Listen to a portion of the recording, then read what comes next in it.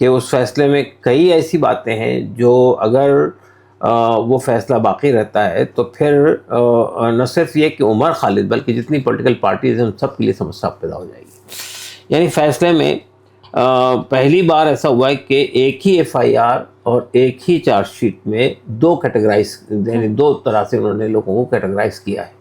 उमर खालिद और शर्जील इमाल को कहा कि ये आइडियोलॉजिकल आर्किटेक्ट हैं और बाकी लोग फॉलोअर्स हैं।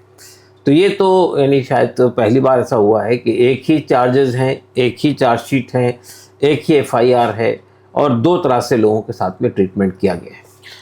दूसरी बात ये कि आप उमर खालिद के ख़िलाफ़ क्या चीज़ पेश कर रहे हैं सबूत के तौर पे। अगर आप दिल्ली दंगों से कनेक्ट करना चाहते हैं उसको, तो न तो वो दिल्ली में मौजूद था उस ज़माने में जिस ज़माने में दंगे हुए, और दूसरी बात ये कि जिस व्हाट्सएप ग्रुप को पेश किया जाता है कि ये व्हाट्सएप ग्रुप था और इसमें प्लानिंग होती थी, उस व्हाट्सएप ग्रुप के अंदर पहली बात तो एक उमर उसके एडमिन नहीं है, कोई और एडमिन है, और उस व्हाट्सएप ग्रुप के अंदर उमर खालिद की कोई भी यानी एक आध भी शायद उसके अंदर कोई चैट होगी।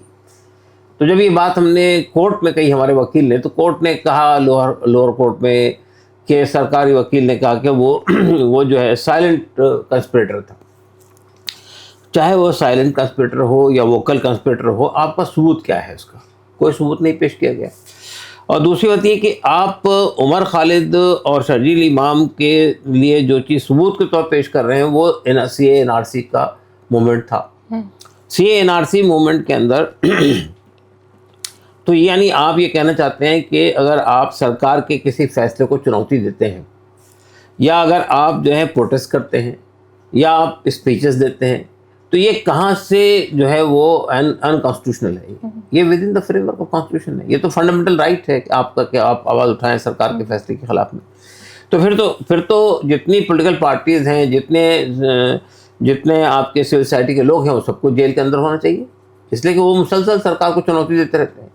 तो ये जो सुप्रीम कोर्ट का फैसला है, ये फैसले ने हिंदुस्तानी डेमोक्रेसी पे बहुत सारे सवालात खड़े कर दिए।